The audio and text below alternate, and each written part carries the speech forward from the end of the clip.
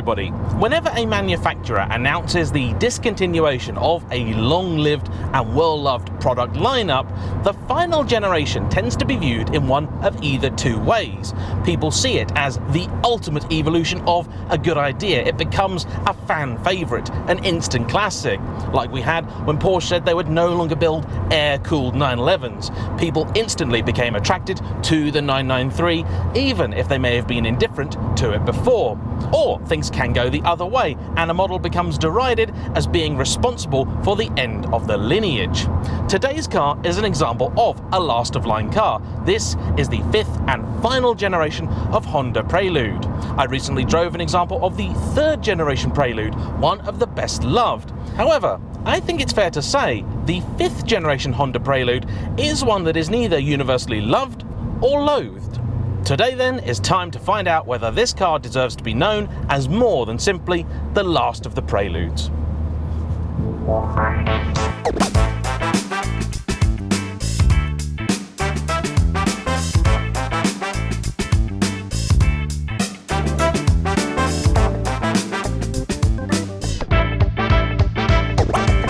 What we have today is a 2000 Honda Prelude VTI.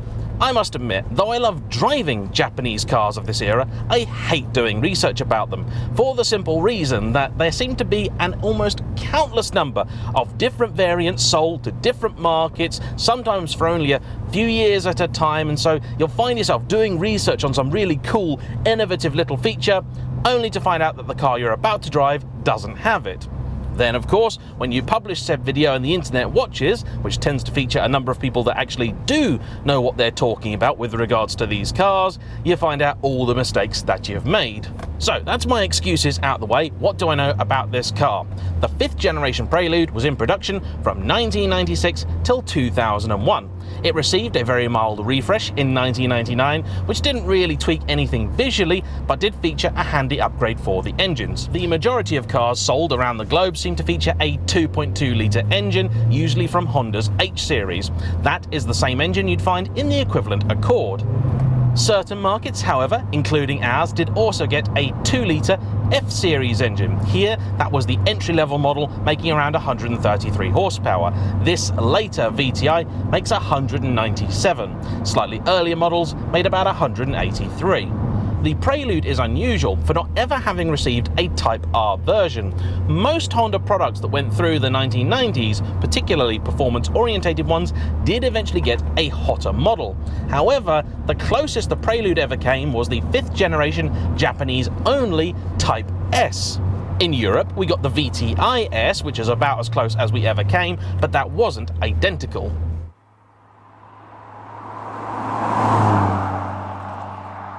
What is most interesting is that the Prelude is a car most often associated with having all-wheel steer, something introduced in the third generation car, of which I have driven an example, and that was for the time highly innovative. However, by the time this generation arrived, and very few models actually featured it at all. Notably, the Type S and VTIS did not have it, but this VTI does, and I believe was the only model sold in Europe which was so equipped. I believe one of the reasons for this is that the Prelude was always a model aimed largely at the American market, and they, I'm told, never quite understood the point of all-wheel steer. When you have massive roads and huge driveways and you don't need to turn around in a tight space, I suppose I can understand why they didn't get it. In the third generation car, it was a purely mechanical system linked directly to the steering rack and therefore operated by the amount of lock on the wheel. That was an interesting way to do things and produced some unusual effects, but it did work well. For the fourth and fifth generation cars, Honda moved to an electronic system, which behaves as you might expect a four-wheel steer to. In other words, at lower speeds, the wheels turn against you, and at higher speeds, they turn with you. Other innovations of this era Prelude include Honda's progressive valve setup for the dampers, though this car has been equipped with a set of Honda Sport suspension. This was an official option at the time and was retrofitted by Adam when the original one failed. The car also has a very clever adaptive strength power steering system. A torsion bar is essentially connected to the setup, which then adjusts a valve connected to the power steering itself. By doing this, the greater force that is required to turn the wheel, the greater assistance is provided by the power steering, meaning in theory you get consistent weighting nearly all the time, regardless of how much effort the system is actually having to put in. That to me does sound like the sort of system that would almost certainly rob a car of any steering feel, but I have to say, at low speeds certainly, the car is actually quite pleasant. You do get a sense of connection with the road, and it all works rather well. I'm not personally convinced by the styling of this car. The third generation one is a very classic 1980s wedgie shaped thing. The fourth generation looks a little bit like a Nissan Silvia knockoff. With the fifth generation car though, I do struggle to look beyond the headlights. And that's a shame because actually, for the most part, this is a pretty good looking car with a very elegant, sleek coupe body style. One of the things that's really surprised me is just how tight it is in this cabin. I am struggling for headroom. I'm 5'10", but with a very generously proportioned torso apparently, and that may explain why I've struggled to fit in a few other cars, but I'm not freakishly long, so yeah, if you're 6 foot plus, you may struggle a little bit in one of these. There is no height adjustment for the driver's seat, and even more frustratingly, it looks like the passenger seat is actually sat a touch lower. Though, headlights aside, the exterior of the car is quite alluring, particularly in this ruby red pearl. The interior is somewhat more divisive. I kinda love it, but you cannot argue this is very much Florida Grandad spec. I think Honda at the time were very much stuck between two different schools of thought. Did they want this to be a more upmarket, luxurious car aimed at older buyers?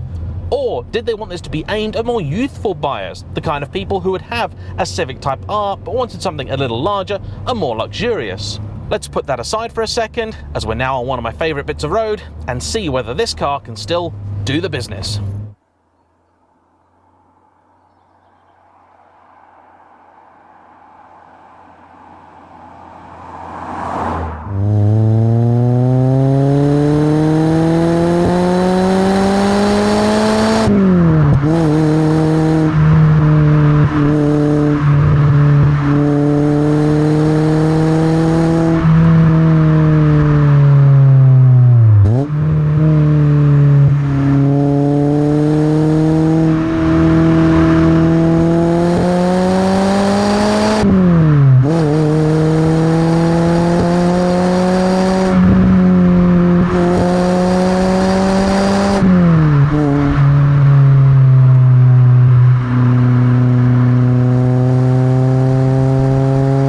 This is so very, very Honda, and it behaves in a manner much closer to the third generation Prelude than I ever expected it to. The steering is constantly wriggling in your hand, gives you quite a decent amount of feel. Not as much as in the third gen car, but still decent.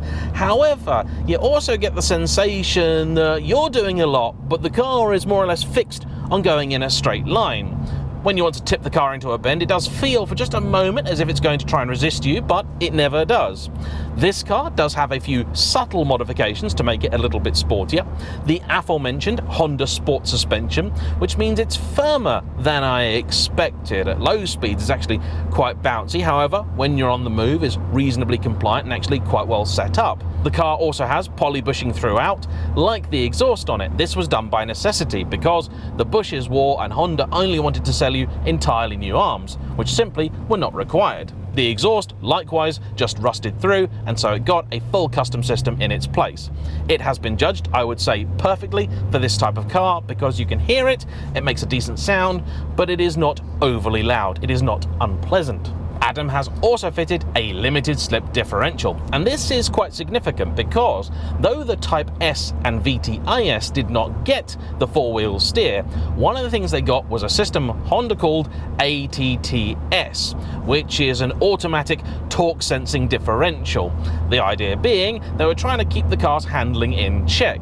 Though it's reasonably light, around 1,300 odd kilos, it is very front heavy, about 63% front bias, and that can prove problematic in certain situations. I haven't had any issues with the car thus far, but I do believe Honda were trying everything they could to stop the car from simply washing wide in a bend. Adam tells me that system isn't universally loved and many owners of the VTIS or Type S simply delete it. I would think that fitting a simple mechanical limited slip diff, as Adam has done here, probably does the job without any of the hassle.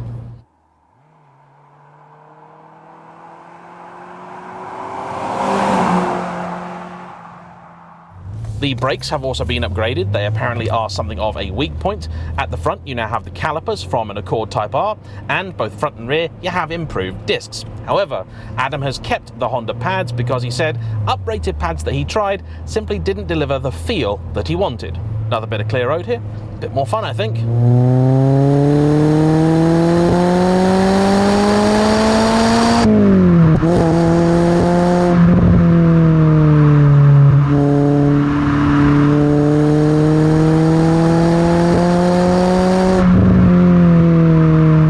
Today it's the screaming 9,000 RPM F20 from the S2000 and the mighty K20 from the Civic Type R that get all the attention. I think this H22 lump is one of the unsung heroes of the Honda lineup. It produces good, clean power through the rev range, although, as with many other Hondas I've driven, the VTEC crossover is just a little later than I'd like. The thing revs to about 7.5, but only comes on song at about 5.5. The gearbox it's mated to is an absolute peach, a nice slick 5-speeder that does not feel any one of its 198,151 miles. Sadly, I cannot say the same for the engine, but in truth, Adam has only had 2 real issues with this car. First off, the typical killer of the Japanese automobile, some corrosion. He had some rust to deal with in the arches, and this is a known issue with these cars. But as ever, stamp on it quickly and it shouldn't be too much of a concern. The second is the car has developed a slight oil leak, which unfortunately has been traced to the crankshaft seal. So an engine rebuild is on the horizon for this car. But at close to the 200,000 mile mark, I think that's pretty decent.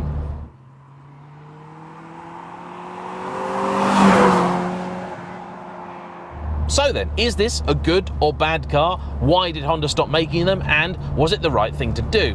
Naturally, I think there are many factors at play here. First off, by the 2000s, the idea of a nice, big, upmarket premium coupe, which was physically quite large, but in terms of interior space, not so generous, was already a very old-fashioned one. Across the board, models like this were being axed. The Nissan 300ZX, the BMW 8 Series, so on and so forth.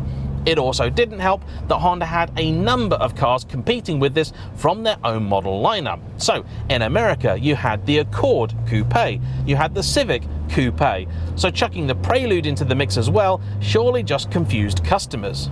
Here in Europe, buyers were rapidly moving away from the saloon and coupe over to the hatchback, and Honda already had an excellent example of that in the Civic.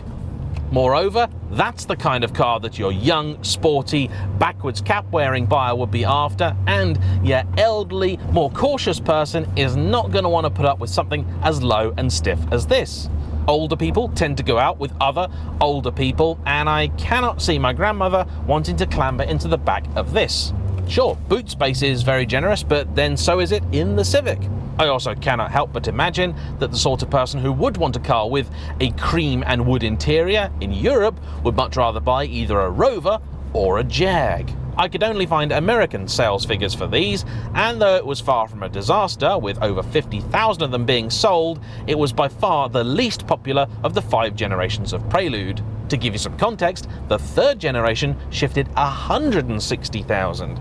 I haven't really even put this car's all-wheel steer through its paces. When you're out on the road, you don't really notice it all that much. So let's see what happens if you want to try and make a tight turn. Here's a nice awkward bit of road. Got visibility front and rear, so I'm going to do a bit of a weird shaped thing here. And it still works. You can sense it doing things, but it's not quite as mind-blowing as the 3rd gen car. Maybe that's just because of the way that it operated. In good news, however, it doesn't seem to be anywhere near as problematic as the system fitted to many old Skylines, which can be somewhat troublesome. For a very long time, these were an incredibly cheap car to buy, with even good examples commanding only £1,000 or £2,000. Happily, prices are now on the rise, and naturally, they have become quite a bit rarer.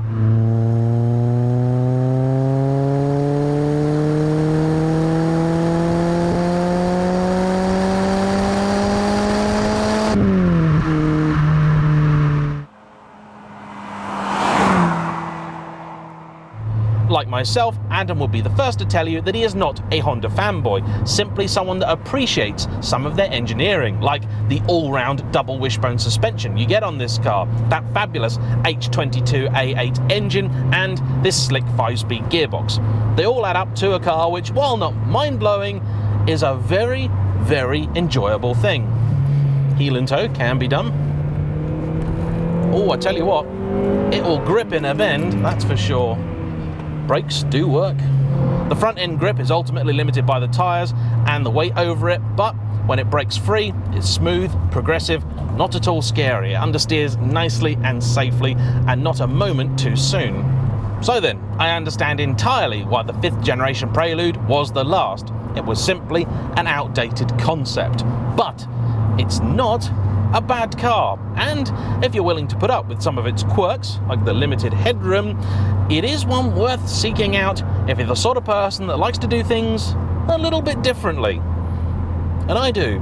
So, as ever, a big thank you to Adam for bringing his car out, to you for watching. Don't forget to hit the like button, comment down below, and subscribe if you haven't already. And even if you have already subscribed, please make sure you've ticked the bell icon, that way you will be notified of every new video release. I shall see you all for the next one. Bye-bye.